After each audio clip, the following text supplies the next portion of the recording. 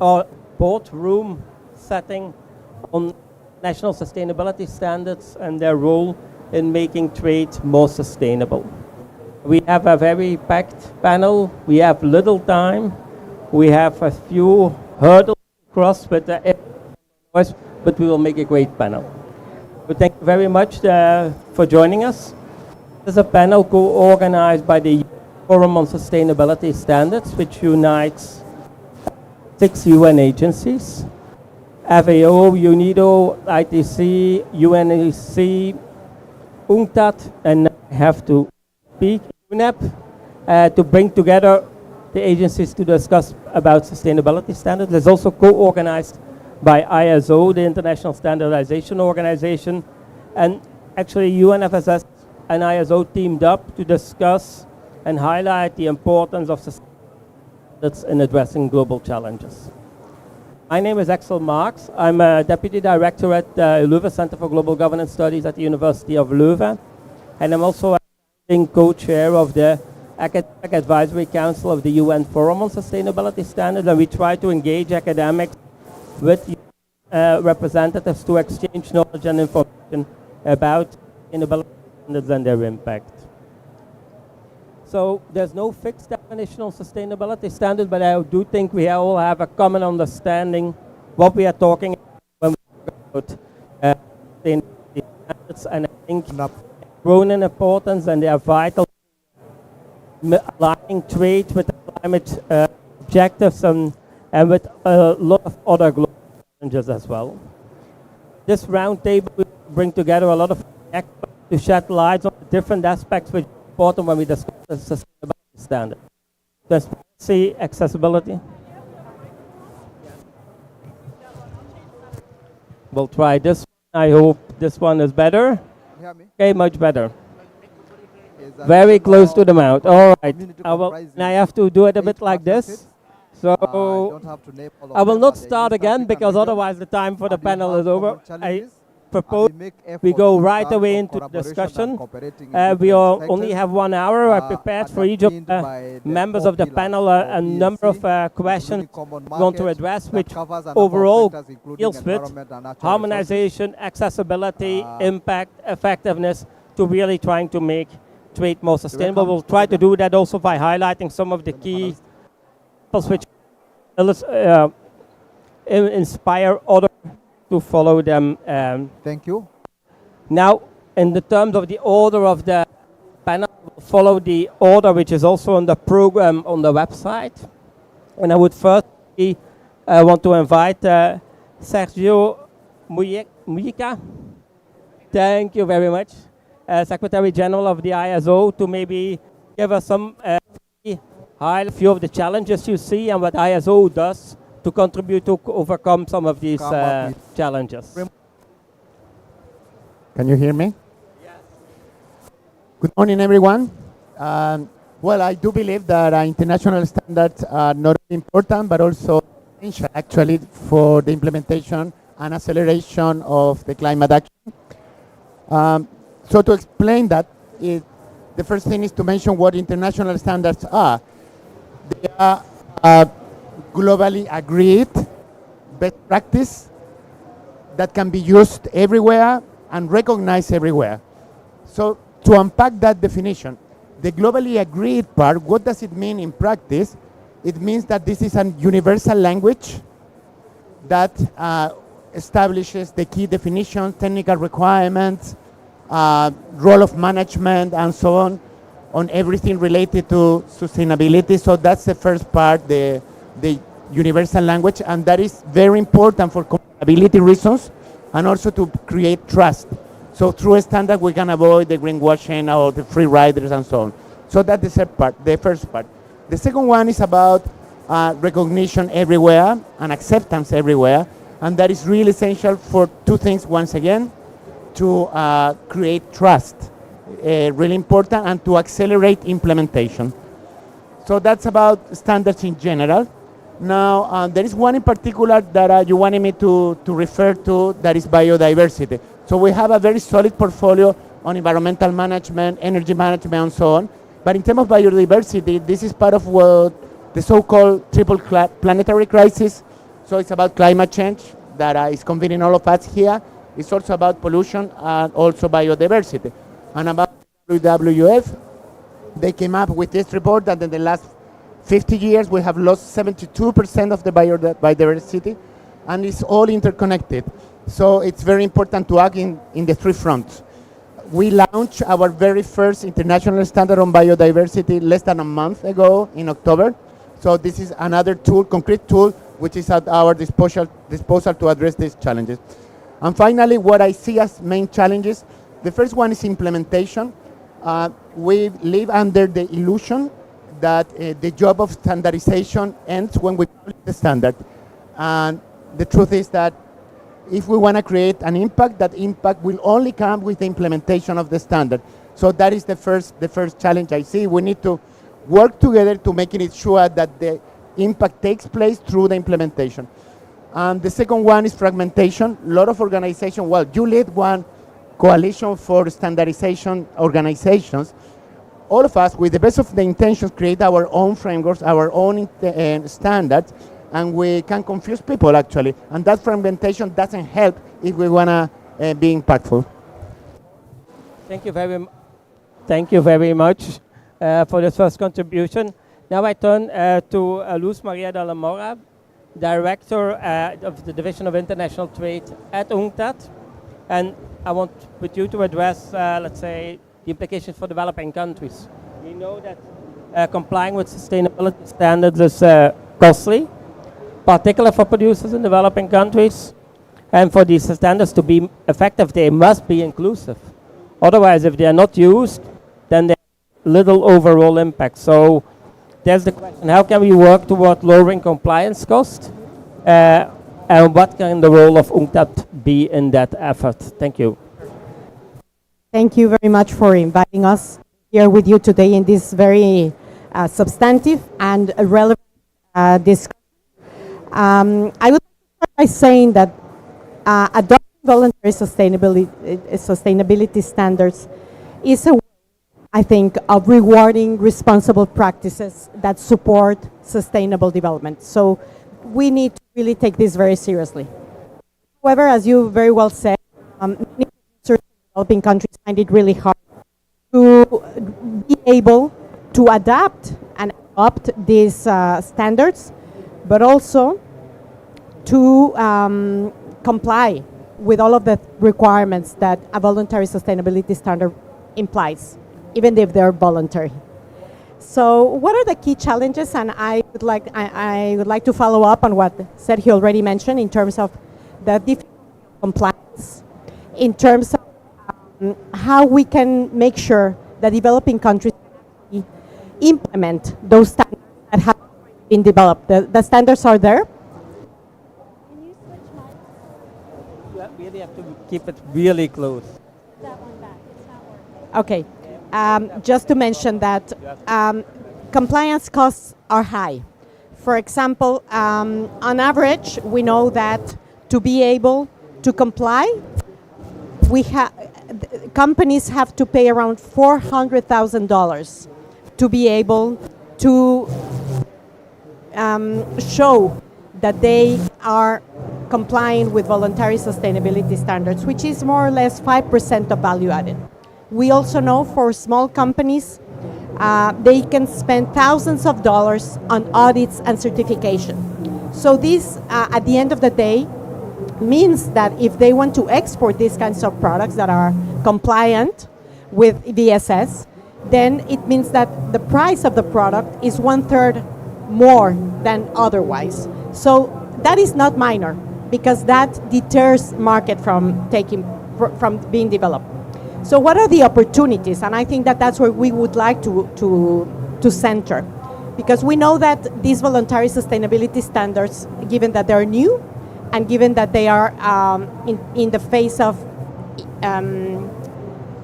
phasing in, we know that sustainability standards can become an opportunity to create new markets, to create new products. We know that they can be a driver of growth for companies. And also we know that in order for companies and countries, developing countries, to be able to adapt them, We need technical assistance and capacity building, which is part of the coalition that we have with the UNFSS. We need North-South and South-South cooperation for testing, inspection, and training. We also need targeted mentoring for smallholders, and for example, through the UNFSS, we have done that in countries like Rwanda, Cambodia, and India.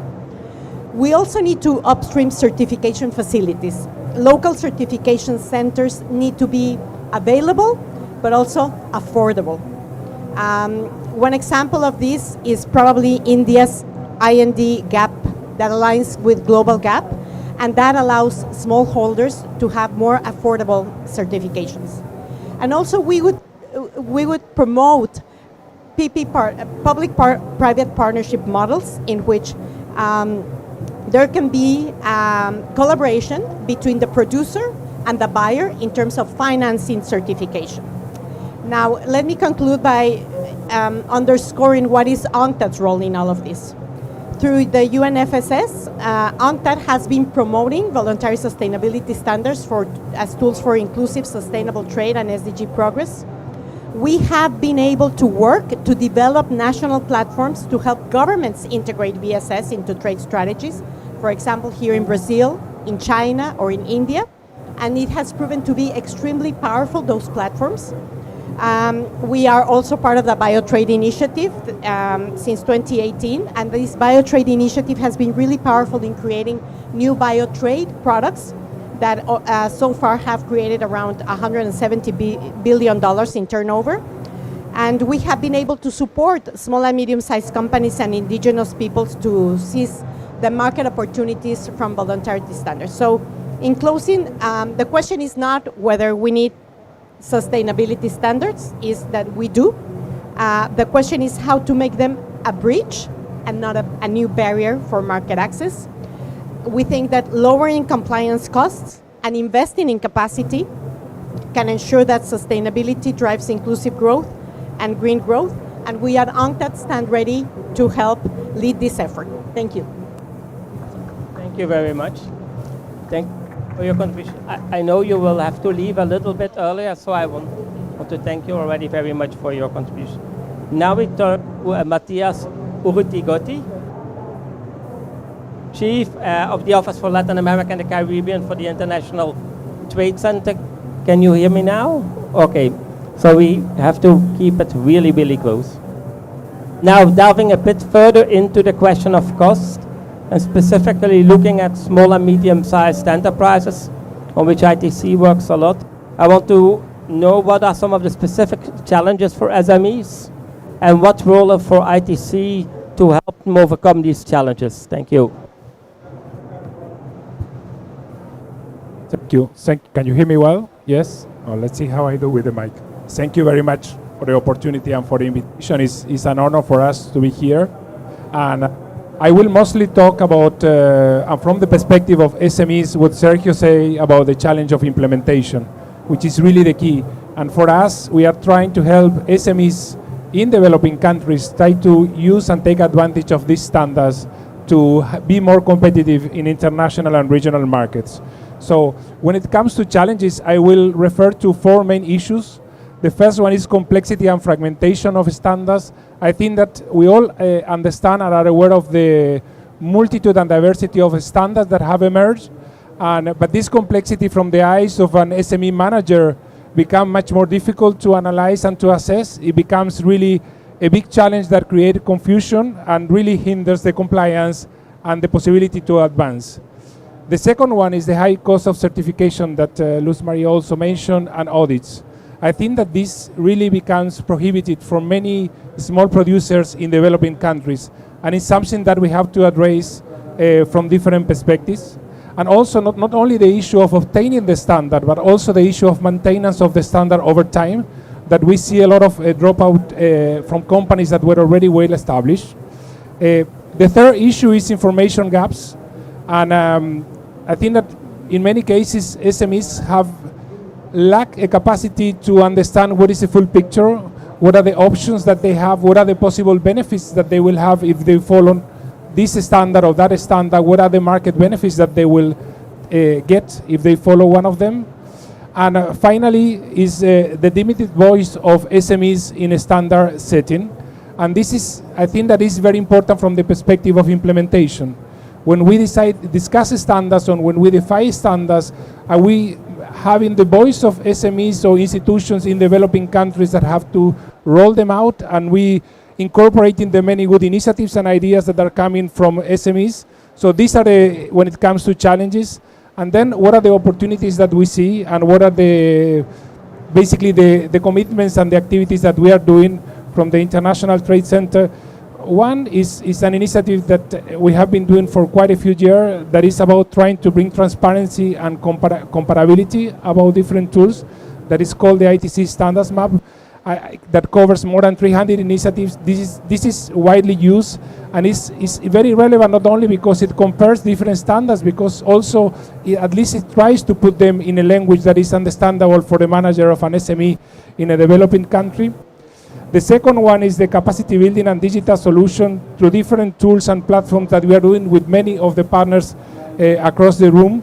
And this is something that we consider that is very important, and is critical that we continue working in this area.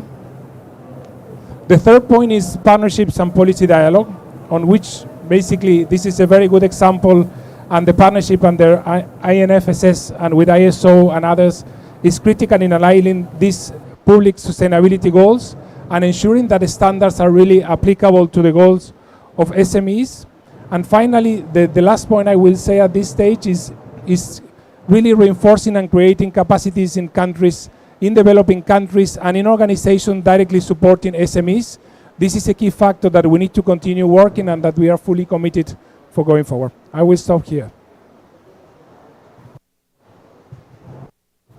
Thank you very much, and for me it was understandable. So thank you for your contribution. Now I turn to Hugo Thomas Salamanca de Jour, who is an industry decarbonization expert at UNIDO, and I want to continue a little bit further on the discussion of compliance and helping to comply, especially in the area of trade facilitation. And I think at UNIDO you have a lot of experience in trying to support that as well. So at UNIDO, what are some of the key lessons? What does work and what does not work well in terms of trade facilitation to help producers comply with standards? Thank you very much. And I apologize, I will have to leave just after this, but I wanted to make sure to be here in this important panel. Maybe to share with you the work that we do. We have a clean energy ministerial initiative called the Industry Deep Decarbonization Initiative. And we feel that green public procurement is one of the key levers that we have to decarbonize industry, and in particular the hard-to-abate sectors, steel and cement. What we have seen until now is that to unlock this trade issue, standards are playing a key role. What we are trying to really achieve is to focus on harmonization and interoperability of standards. This allows the producers and the buyers to have visibility, to have transparency in global markets, and also to ensure that we have compatible that the processes are made easier, and that we ensure that we don't add extra costs for the producers. So from our perspective, we work with governments. We're trying to engage them in having green public procurement pledges, and these need to rely, as this is international trade, this needs to rely on, yes, harmonized and interoperable standards. We feel that this is the way forward. We have now 7 countries signing to these green procurement pledges. Brazil has just joined this endeavor, and we believe that standards, definitions, the data will make this possible. We believe one of the key levers to really unlock the demand for green products, and we have been working at the international level through this global platforms, through the UN. It's hosted by United Nations, but also with ISO and all the other ecosystem of these standards, to ensure that we work together or try to work together, not only to have not maybe to have the same standards, but to have harmonized and interoperable ones. These are the keywords that we're trying to use, so that there are no diplomatic issues. But trying really to work to something that will, as our colleagues have saying, not only ensure trade, but also address sustainable development and also take into account the perspectives from emerging economies that are not starting from the same positions as the global, for instance. Summarizing, we believe that standards might be a way to unlock the trade issues.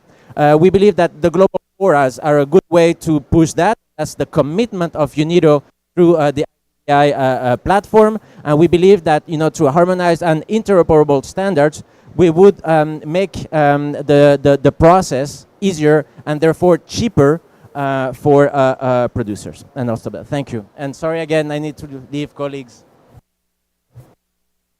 Thank you very much, Hugo, for your contribution. Now we turn to another member of the sustainability standards of the UN agencies, FAO, and we turn especially on agricultural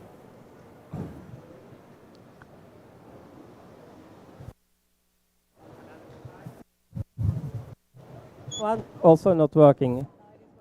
Is it working? All right, thank you very much. We shift the focus to agricultural production commodities and especially the role of smallholder producers in this whole debate, because we know that it's a very important point of attention, especially from an inclusion perspective, to get them on board and to get working on the barriers for certification uptake, sustainability standards uptake, smallholder producers. Now, currently, FAO is chair of the UN Forum of Sustainability Standards Steering Committee and playing an important role in having the discussions going on that. And I want to ask you, Liva, to give your insights on the current developments in FAO in this regard. Hello, everyone. I hope you can hear me. Yeah, thank you. Yes, so thank you for inviting us to this panel to join. And of course, from our perspective, coming from the Food and Agriculture Organization, we see that standard settings in the agriculture and land use sectors are critical to transition to the sustainability.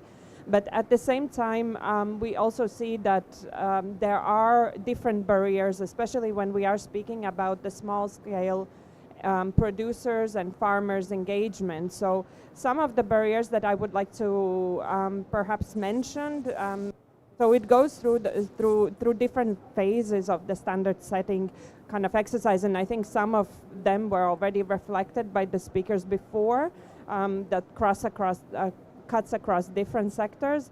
But what we have analyzed in different countries through these voluntary sustainability standards in the agriculture or AFOLU sectors, we can see that when the standards are set, the issues or the challenges already starts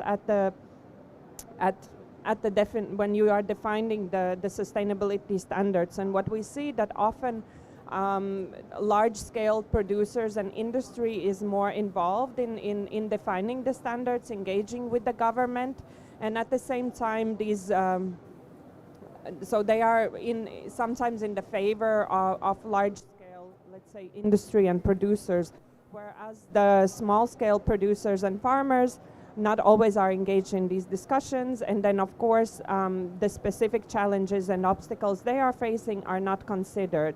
So that would be one of the obstacles. And then further, when we are looking at the implementation phase, this balance continues as well, because, of course, the standards that are set by the government and by the larger scale industries not all are in favor of the small scale producers, and then not always they have the means and the capacity also then to meet those standards. And at the same time, then the small scale producers are remaining the weakest link, and they are also benefiting the least from these sustainability standards. And of course, the last but not least, the biggest barrier that we face is also, of course, then the cost, because the certification involves certain expertise, also already what was mentioned, the audits, the documentation, certain equipment, shifts to specific practices, and not always the small-scale producers have that opportunity then to meet those or overcome these barriers that of the cost. So to overcome these barriers, there are several ways that in FAO we have worked across different value chains into forestry, cocoa, and also banana, to give some examples. So one is, of course, the reducing the certification costs through group certifications, working with farmer collaboratives, small-scale producer collaboratives, and offering kind of not, let's say, easier, but more through the collaboratives than individual certification of the producer. Also increasing financial support, so that would be more incentives from the government, also more incentives tentatively from the donors, from the buyers, to support small-scale producers. Then also strengthening the cooperatives and farmer organizations through the certification process. And last but not least, also aligning sustainability standards with the national policies and extension systems. So through the extension services, you can also strengthen the capacities of small-scale producers and also the collaboratives to apply those voluntary standards. So ultimately what we see in FAO and through our studies and direct support also to the countries is that by increasing smallholder inclusion in the sustainability standard requires rebalancing also the power across the supply chains, ensuring a fair value distribution, and designing certification systems that are realistic, accessible, and rooted in the realities on the small-scale producers and not only reflecting the larger industries. So I will stop here and go back to you. Thank you very much for these insights and highlighting some of the ways to overcome the barriers you identified. So we turn to a representative of the final UN agency on this panel, to Reina Ubeda, who works at the Organization Bureau Officer at ETU. I hope this is not too loud now. And she will talk a bit more about a specific project you are developing together with UNEP in the area of digitalization, especially also digital tools which can help contribute these challenges which we already discussed on this panel. Thank you so much, and thank you for inviting us. Now I cannot hear myself. You can hear? Okay. Thank you for inviting us in this panel. So it's very nice because we are from different sectors: agriculture, food, textile, also steel. And then we have this tool, the Digital Product Information System, the idea of this tool is to help traceability, is to help circularity, and how this is embedded as well the sustainability part. So with the One Planet Network and the Digitalization for Circular Economy, which we have also other partners in there. For example, I see our colleague from WBCSD that is there, the Wuppertal Institute. We are working on developing this framework to have a overall digital product information system that is sector agnostic, and we have all the different data categories that could allow circularity and sustainability. And what is important is that right now this discussion is more at the European level. However, when we talk about the digital product passport, because the first one that will come into life will be the digital product passport for battery in 2027. But we need to start. We are already working on standards. We are already working on this to avoid any fragmentation as well. Why? Because each of us will develop different digital information system or different digital product digital product passport, then it wouldn't work. Because then if each country will have, I'm from Nicaragua, so imagine Nicaragua has one. If you are from Switzerland, you have another one. So then how will we communicate? So this is a project that we are doing also together with UNIC, because UNIC is working on the UN Transparency Protocol. What is important is that we have a voice from the developing countries as well, because this will not affect only Europe, it will affect the whole world.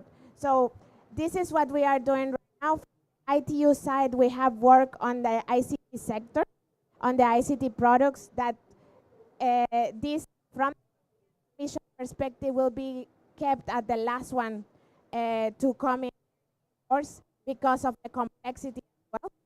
But well, we have these two. For me, these two are three things. One is that it has to be with standards. Standards will provide to a harmonization that is interoperable. The second is collaborative process, because many of us are working on digital product passport or digital product information system. So we have to work together from the different perspective and sectors. Third is, of course, capacity building, because there is still a lot of countries, especially the global south, that they don't know what it is, how it will affect them, and they don't just think that maybe, oh, it's just the Ministry of Environment affected. No, it's the Ministry of Trade, it's the Ministry of Telecommunication, or it's the Ministry of Transport.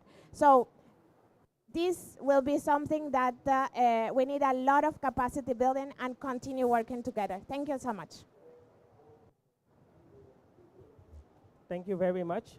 Now, we already heard from different perspectives of just some of the main challenges, also opportunities which are out there. And now I would like to turn to a perspective from business. And we have Diane Holdorf with us, who is the Vice President of the World Business Council on Sustainable Development. Thank you very much for joining the panel. And from your perspective, I would like to ask you what you hear from business. What are some of the specific challenges related to the sustainability standards? So, point said in the beginning about fragmentation and probably the need for harmonization to navigate a complex sustainability standards landscape. Great. Thank you so much for having us here.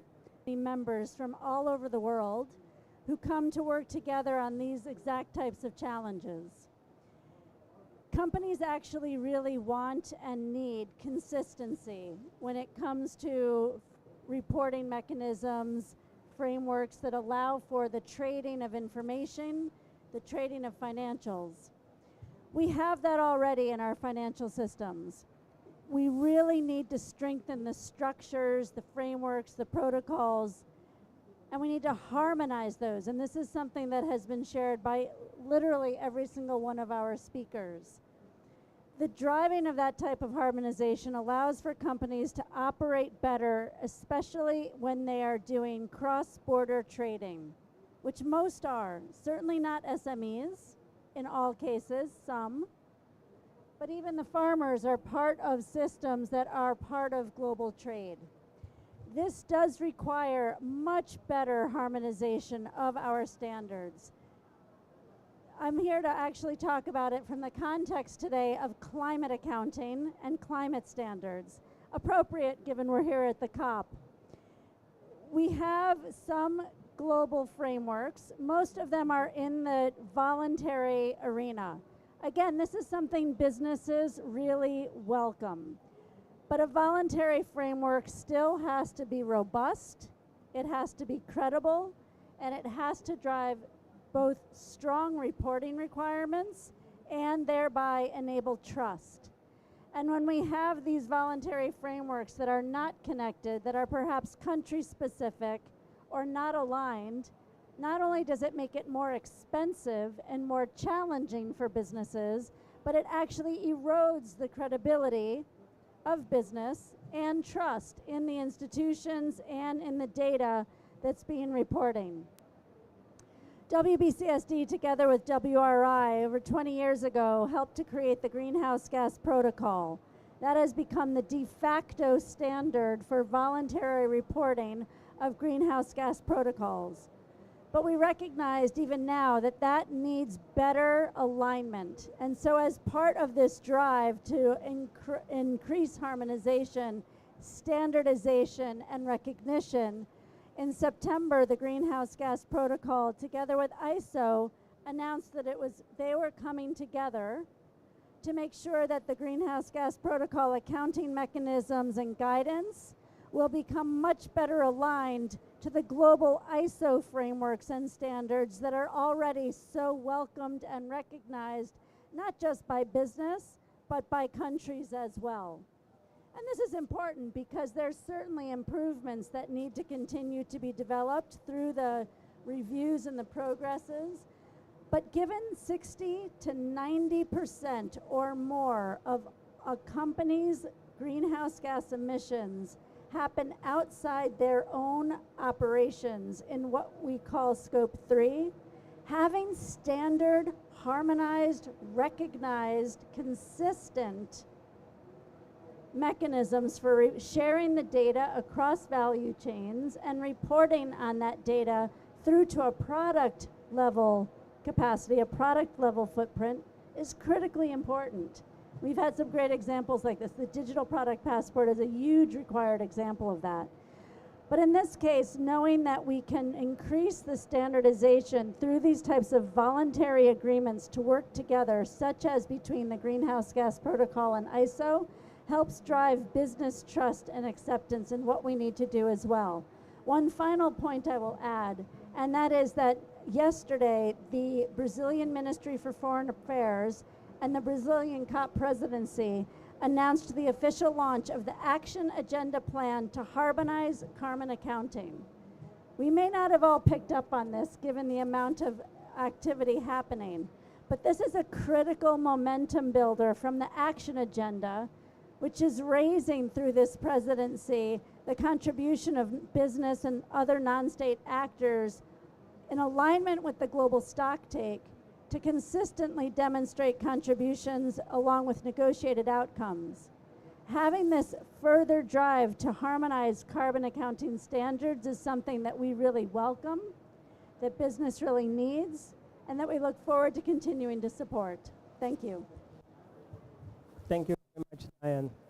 So, harmonization, I think a lot of people already touched upon as one of it, I think, key issues take away from the panel. Now I want to turn to two of the voluntary sustainability standards who've been working along also with smallholders, with indigenous people to make a certification a reality for all. And I maybe first want to turn to Daniela Morley, CEO from Bonsucro, to share some insights from Bonsucro itself on how to deal with challenges which are related to inclusion in Bonsucro standard, and also how you see how you can scale up your impact globally. Thank you. Hello, everybody. I hope you can hear me okay. It's okay, just? All right, good. So yeah, I'm from Bonsucro. We are a global standard working in sugarcane. And with Brazil as one of the world's agricultural powerhouses, this really does seem like an opportunity to build a more integrated approach where food systems are included and mainstreamed into global initiatives on climate, because they do account for up to 30% of global greenhouse gas emissions, 70% of water withdrawals, and obviously major cause of biodiversity loss. And robust and credible voluntary sustainability standards like Bonsucro and other organizations have many years of implementation, data, and actionable insights, and we can help show how you can bring together productivity, resilience, and climate through the application of really good standards. Just a word about sugarcane. It is, in fact, the world's biggest crop. 18% of all crops are sugarcane, which is quite incredible. And Brazil is the world's biggest producer. Here it's grown pretty much on an industrial scale, closely followed by India, where it's grown by 6 million smallholder farmers. And if you're talking about standards, you need to also understand that those standards need to be applicable across very diverse contexts.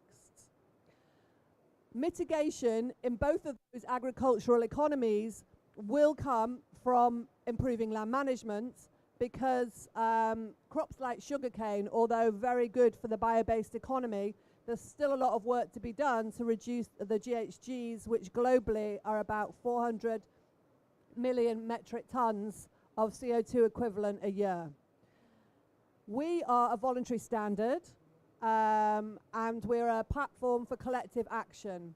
We have members across the whole value chain who together have designed the standard and set this global benchmark for sustainable produced sugar cane. Now, standards come in many, many different flavors. The Bonsucro one, we're an outcome-based metric framework, and we enable farmers and millers to improve and certify their results based on a system of third-party verification. That's important to understand. It's also a market mechanism that drives significant measurable positive impact across environmental, social and economic indicators for producers, and it offers the producers a performance management system that improves their profitability and creates a market for their products, because the whole approach is based, it's a market-based mechanism within a voluntary context. The key requirements, the climate-related requirements of our standard are commit to no deforestation and no conversion of ecosystems, set ambitious mitigation targets and adaptation plans, set goals and plans to manage your soil, your agricultural inputs, your biodiversity, your water, your climate, and meet specific GHG emission thresholds. And application of the standard does deliver impact, environmental impact, but also an increase in yields, a reduction in accident rates for farmers and workers, protections against heat stress, and other really useful impacts. And scientific models indicate if the whole world adopted Bonsucro, all of sugarcane globally, it would reduce global greenhouse gas emissions from sugarcane by 50%, reduce water use by 60%, and cut nutrient pollutions by 34%. So huge impact, and we know that because embedded in the standard is a calculator. I mentioned it's an outcome-based metric standard, so there's a calculator that is embedded, and within that there's a greenhouse gas calculator that is built on all the best available protocols and methodologies available to measure emissions from farm gate. I just wanted to also say that when you're talking about creating a voluntary standard, it's really important that you do build consensus across the stakeholders. We have a very diverse set of stakeholders in Bonsucro, and it's very challenging to reach consensus, as we all know in these contexts, but so important to achieve buy-in because it results in a more robust standard and systems. And market transformation is driven by the end users, so at the other end of the supply chain, by demand for sustainable supply chains and claims. And they might be prepared to pay a premium that incentivizes the producers. Okay. Thank you very much for your contribution and your insights from Bonsucro. Now I turn to Minnie Degawan from the Forest Stewardship Council and share her insights on how to include indigenous communities, how to include key communities and empower them to really be engaged with standards. I think you have a lot of experience and can share some insights which be applicable to others. Right. Thank you very much for having indigenous people's voices. This is something new for us to be included in such a discussion. The Forest Stewardship Council, the FSC standard is one of the oldest forest certification standards. And understandably, when it was first established, there was very little voices of indigenous peoples in the creation of the standard. And I heard very clearly that for standards to be inclusive and for standards to be usable, that there has to be buy-in and participation, not just of stakeholders, but also of rights holders. So one of the lessons that FSC has learned is that it has to evolve. And it has evolved. We have to constantly assess what is driving more certification, why are people getting out of the certification. And so there has to be this constant dialogue with rights holders and stakeholders and addressing those concerns. And so the FSC has learned that one of the very basic things to ensure that standards make sense for communities is that there is an accessible grievance mechanism. Not only understandable, but it has to be accessible by the community so they can use it. Because what use as a standard when people do not understand it, they do not know where to complain. And so this is one of the things that is evolving in FSC, is that we do have a remedy framework that first of all accepts that mistakes have been done. And the experience is that with companies going to the communities and accepting that there was a mistake, that already opens the dialogue with communities and companies. So this is very important to remember, that one, we don't just involve the communities in the development of standards or in the grievance mechanisms, but we have to involve them and also accept that maybe those standards to begin with were not perfect, and that we are willing to work with them to make them better. I don't think a standard is ever perfect because things evolve. So what is important is that, standard setting bodies are open to including different voices in the process.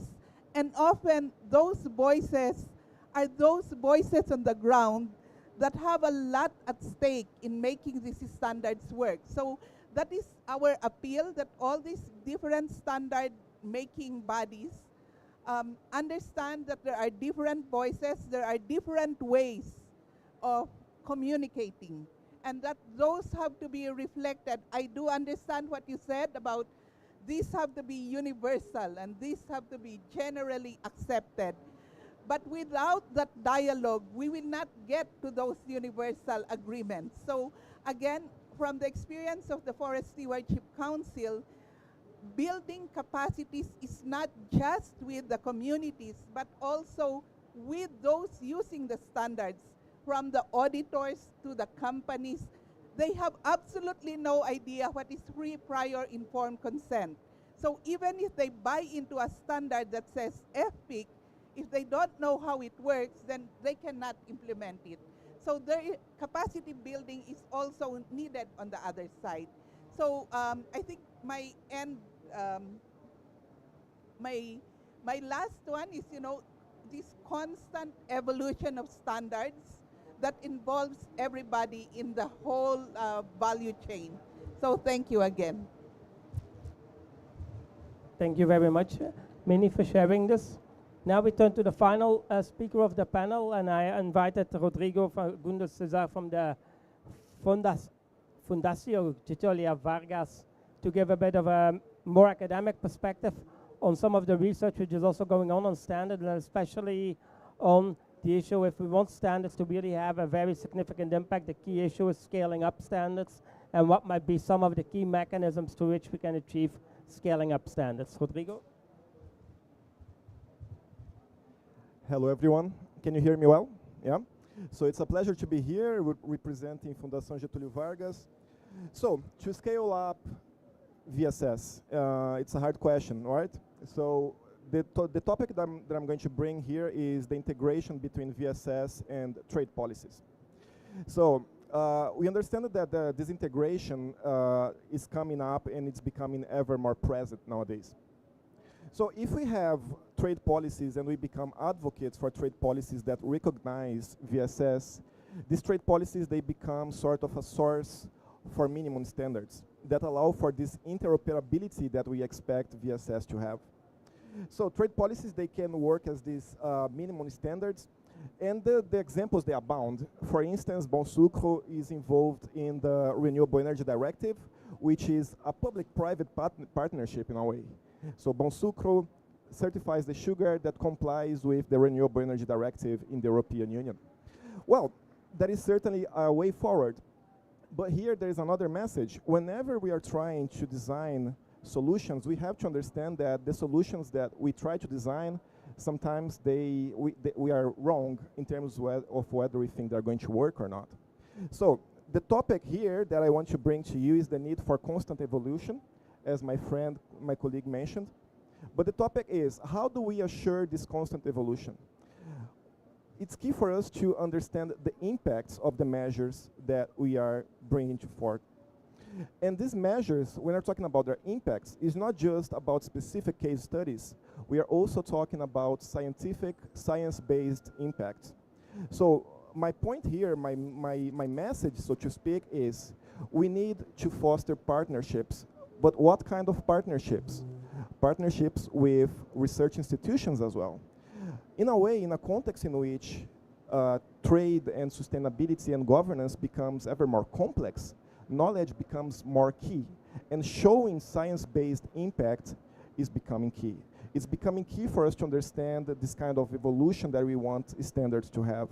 So the topic is, let's build partnerships beyond the government, beyond the private sector, with research institutions, so that we can create a future-proof kind of impact assessment of the changes that we are advocating for, that sometimes are not going to work in the way we want them to work. And we need to be able to track what we need to change in order for them to work. And this has to be done with science. That's my message. Thank you so much. So thank you all very much for a very, very packed, very, very interesting panel. A lot of things coming up. We're running a bit out of time. We still have 5 minutes.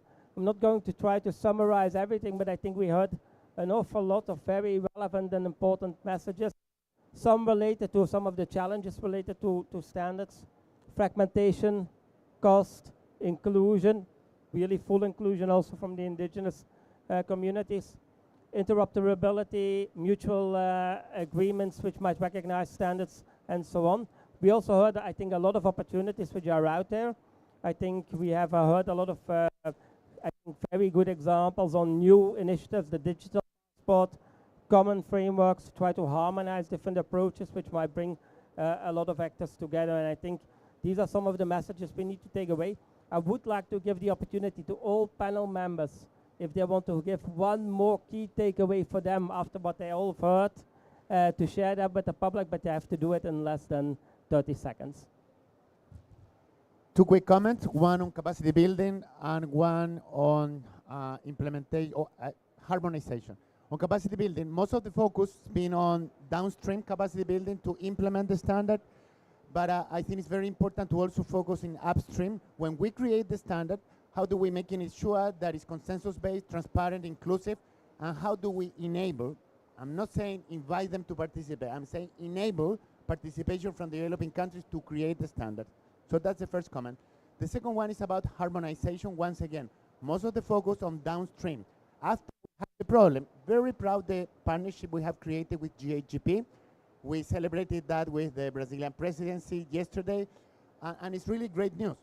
But harmonization is even better if it happens upstream, before there are competing on contradictory frameworks. So before we start a new standardization activity, we should wonder, is there any standard which is already available? Is there any other organization that is better positioned to create that standard, or can we do it together with others? Because we shouldn't have to fix things after they happen. We should have the mindset. Harmonization happens at the best moment when it's upstream, before the standardization. Yes, thank you. Very interesting discussion. For me, the main factor hindering the adoption of standards for SME is economic incentives.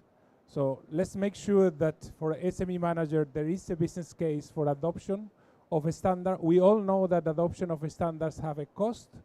So when they have a market premium or a price premium, let's make sure that these are distributed in a way on which all actors on the value chain can have an economic incentive to the adoption of the standard. Thank you. I'd like to continue with that, just thinking about the supply and demand and how we can create consistent market signals on the demand side and how we can work together on thinking about the investment needs on the supply side, because it is the producers in a food system who make that investment for the transition, and without either a good market signal or de-risk adequate investment, then it's really hard to maintain the business case. I will add that we should also work more on pilots to pilot the standards in advance and also after, because of what our colleague said, also the evolution. Standards are not set in stone. Standards needs to evolve because of the technology evolve, because the policy evolve as well. Thank you. Hello again, everyone. So my message is the same as hers. If you're talking about evolution of standards, we need to have tools to think about the evolution of these standards. So the things that we think may work, they might not work. So we need to think about ways to deal with this evolution of standards and to make them future-proof in a way that is science-based. Can agree to what was said before. From my side is also involving then diversifying different stakeholders involved in the standard setting. So small-scale producers, indigenous people, communities. So you see the realities on the ground that the communities are facing, and not only considering larger industry-specific needs. Right.